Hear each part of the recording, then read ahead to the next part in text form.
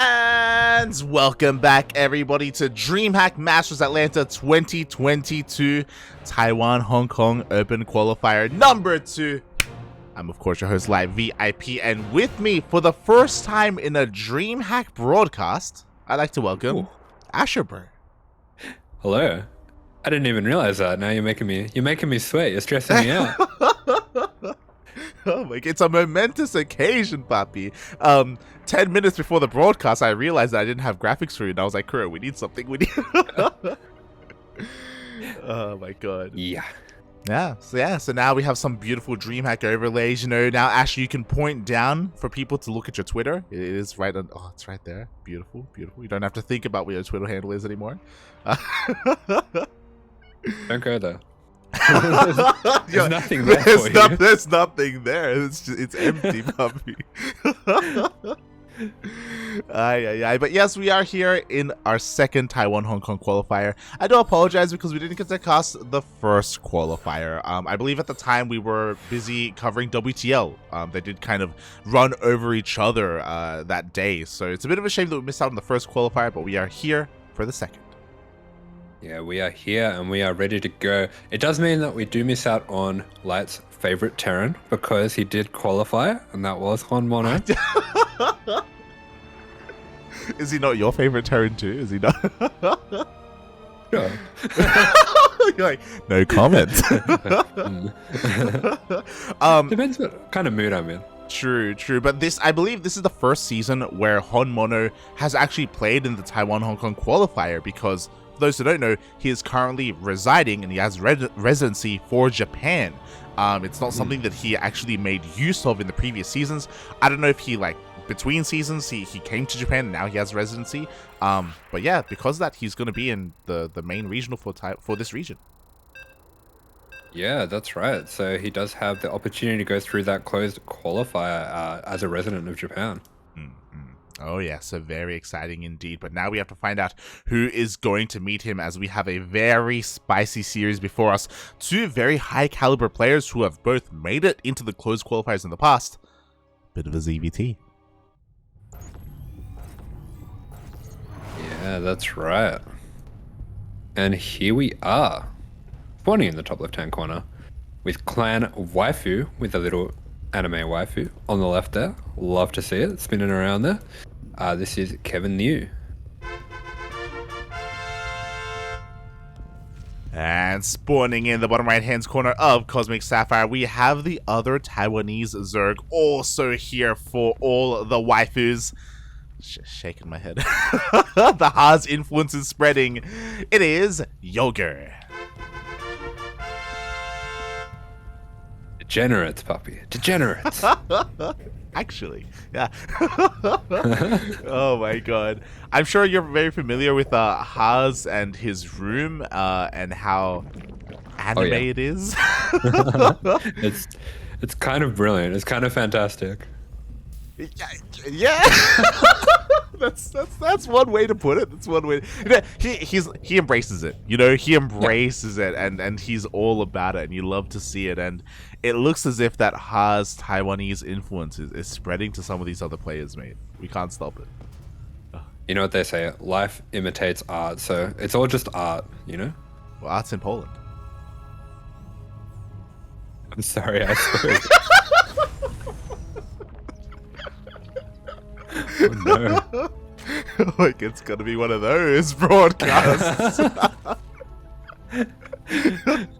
Light, I need you to have your Dare Ice coffee. I need you with me here, Light. You're like, it's too soon to divulge into this, puppy. It's to devolve even. Well, I agree, because we honestly have a really spicy matchup here. I was talking about it earlier. Yoger, he is arguably, I would say the second best Zerg player in all of Taiwan, second only to Rex, and he has made it time and time again into the closed qualifier. I think maybe even into the main event before. Meanwhile, KevinLiu is another one of the many up-and-coming Terran players. For a long time in Taiwan, it was just Expect. You know, Expect was really the only notable Terran, but over the past couple of years, like, there have been quite a number of them on the rise. Yeah, we've got players like Lemon and Eternity also representing the region and having very strong showing. So yeah, it's been really exciting to see a little bit of a Terran resurgence in the region. I'm always going to be happy about that, you know that. Terran apologists, man. Oh my god. We're all the Zergs, papi. We're all the Zergs. But yeah, we'll see how these two players will shape up here. Again, it's been a long time since we've seen them perform, ever since, you know, DreamHack Valencia, essentially. So there's been quite a long time between these two periods, and we do see that KevinLiu, okay, opening up in a much more macro-oriented sense. Yeah, going for a very standard build here, going for the 3cc as well, so he'll be looking to play more of a macro game, and judging by the map that we're on, I'm not too surprised to see this. So this does seem like if he was going to let this one through the betas, he's quite happy to play a more drawn-out macro game. Yeah, definitely, and we'll see if he's able to actually make use of that. If he's able to, you know, kind of make use of that confidence here going into a longer game against Yoger. Meanwhile, Yoger, anything but, is throwing down a very cheeky Roach Warren in the main base.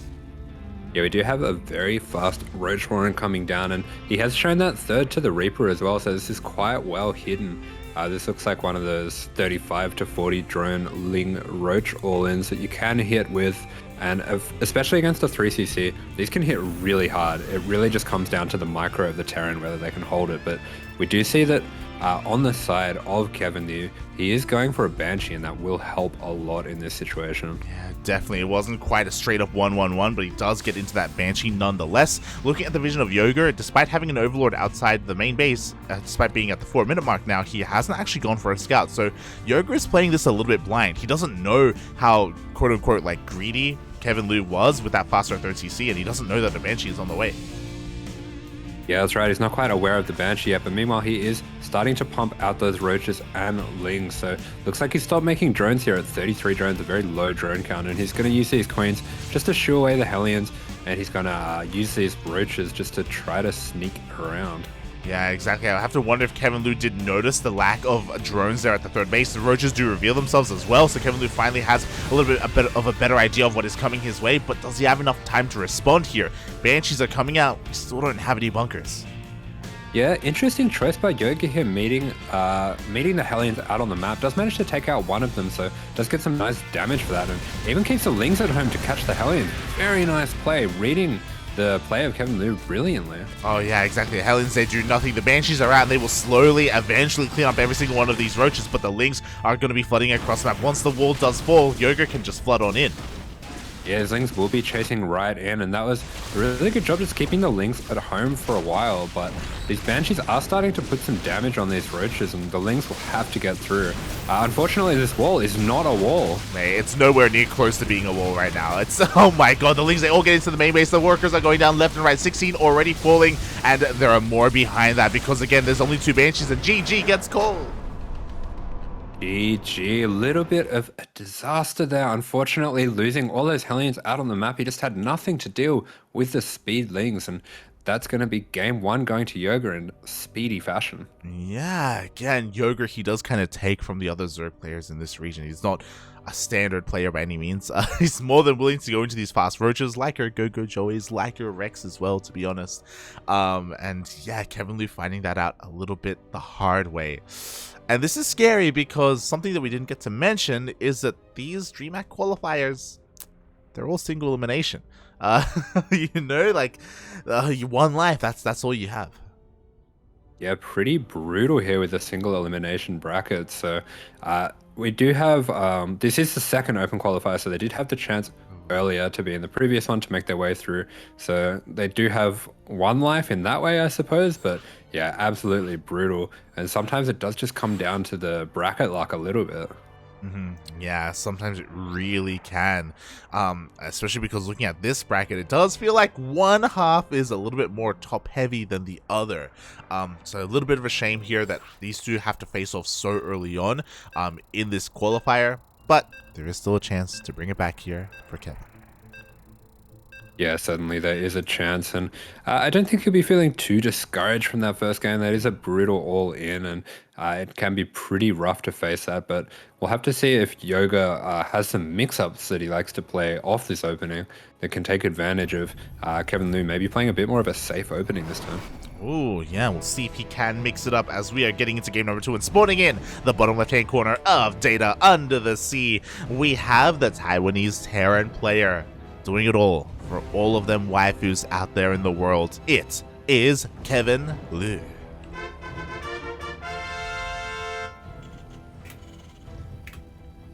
And spawning in the top right-hand corner of the map, it is the Taiwanese Zerg, playing also for Clan Waifu. It is Yoger.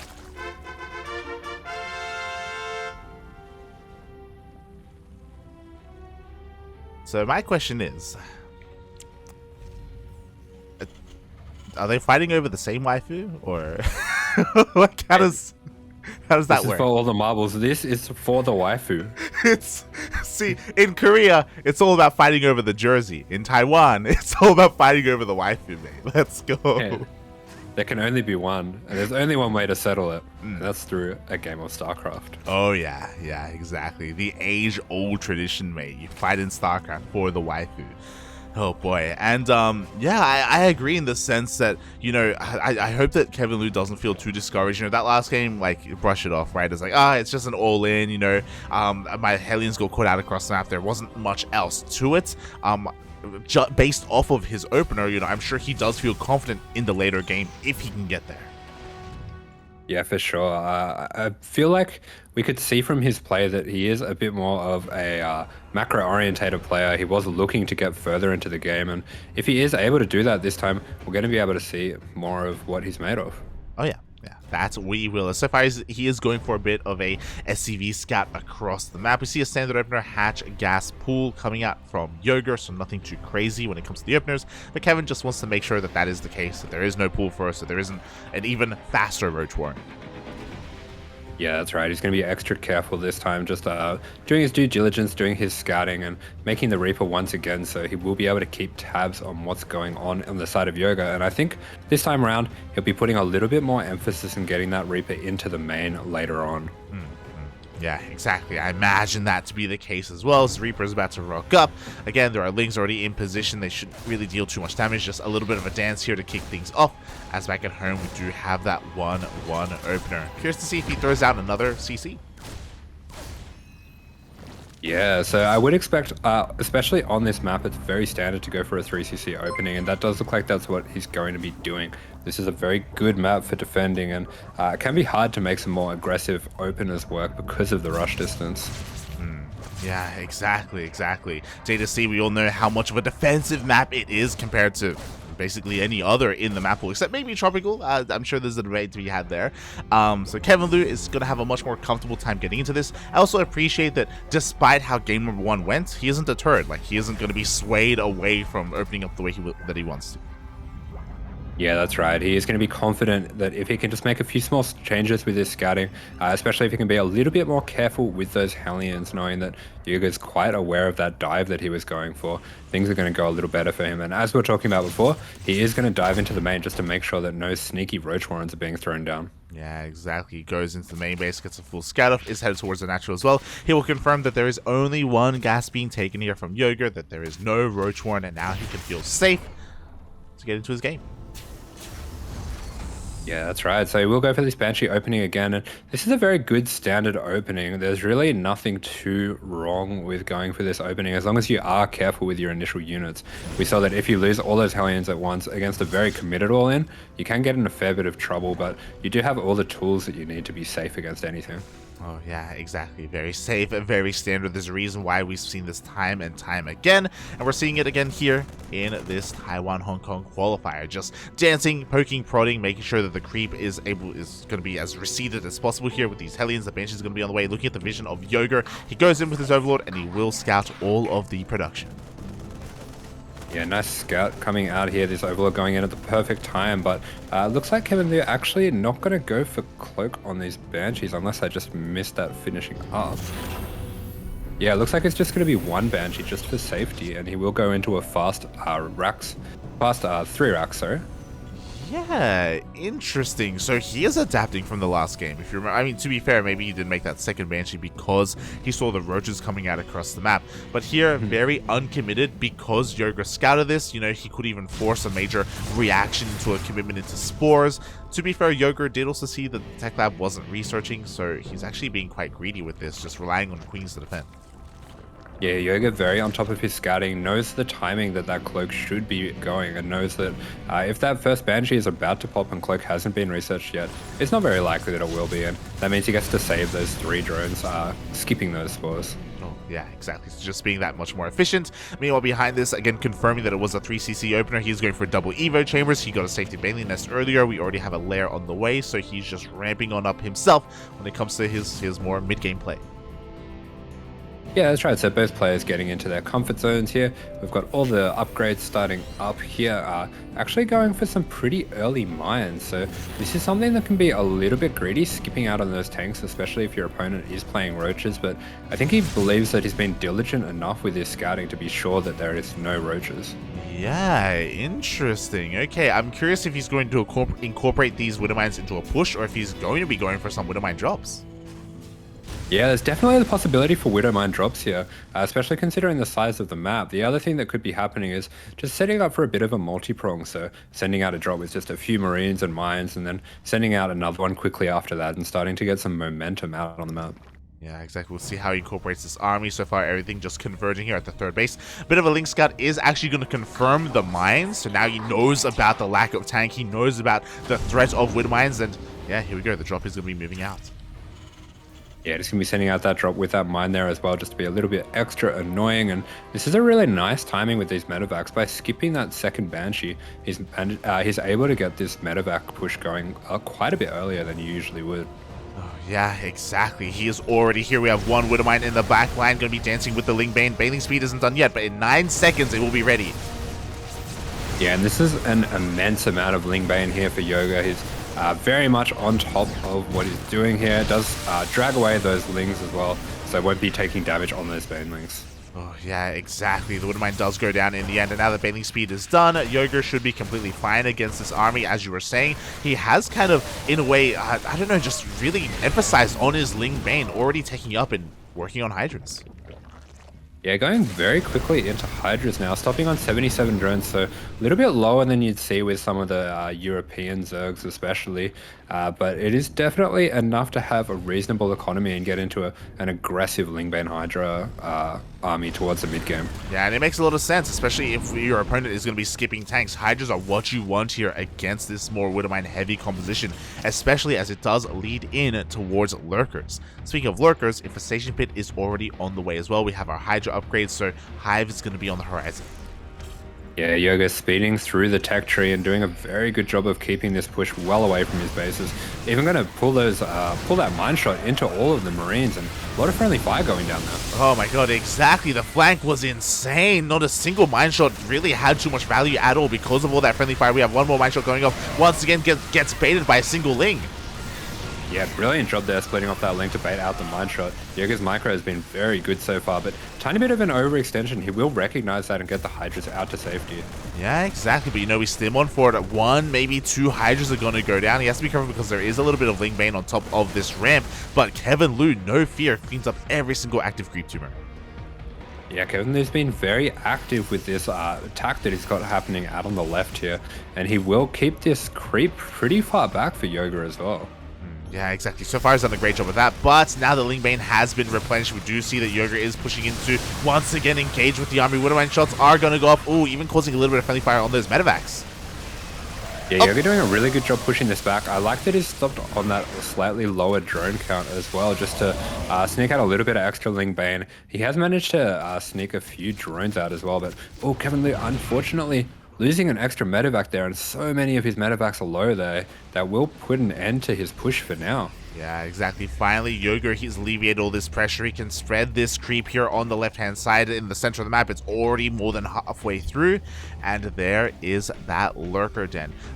Again, what he gave up to get into a Hive and a Lurker Den this quickly is that his 2-2, like, it's still only just now on the way. He's not able to make full use of that Hive, but, mate, Lunkers, they're coming. Yeah, that's right, the Lurkers are on the way, and I didn't quite realize it because so much action was going down previously, but KevinLiu has gone for a very aggressive opening. He's gone for an 8 racks before his 4th CC, but he did have the early tech labs for a lot of Marauders. This is something we've seen Maru doing recently, so cool to see him adapting to the meta.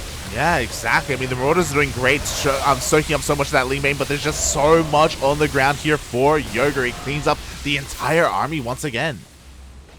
Yeah, and this style with the Marauders and the Mines, it can be very good against pure Ling Bane, but you can see some of the problems it starts to get into once it faces the DPS of the Hydras.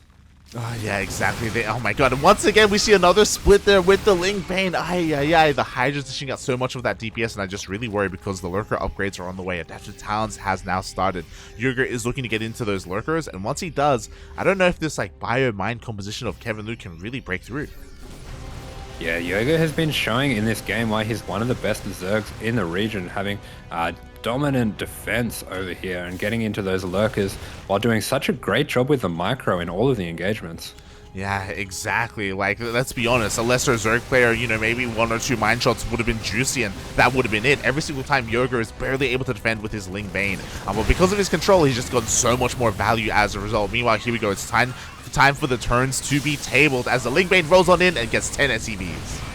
Yeah, that's right. Yoger has been so patient throughout this game, but finally his time has come. He's done a really good job here splitting up the army as well. So just going to be poking the two sides of KevinLiu, forcing him to commit defense on both sides while those lurkers and the creep are edging closer and closer to his third. Yeah, exactly. Again, Adaptive Hounds is now done. 3-3 is on the way. We still don't have Groove Spines. We still don't have Lurker range. But again, not the most important of upgrades, because what we lack in range, we make up for in Vipers and in Blinding Clouds.